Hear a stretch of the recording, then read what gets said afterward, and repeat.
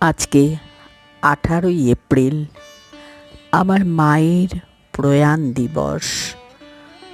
মাকে শ্রদ্ধা জানিয়ে আমার আজকের নিবেদন মা। পৃথিবীর সবচেয়ে প্রিয় মানুষ আমার মা।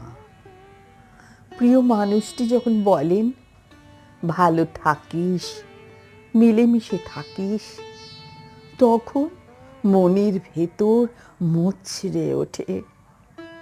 কি বলছেন আমার প্রিয় মানুষ, আমার মা?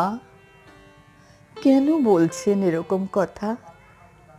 স্মৃতির ভিড়ে শূন্যতা, বুকের ভিতর হাহাকার, হৃদয় মাঝে শূন্যতা, দু চোখে বাড়ি ঝরে মায়ের কথা ভেবে।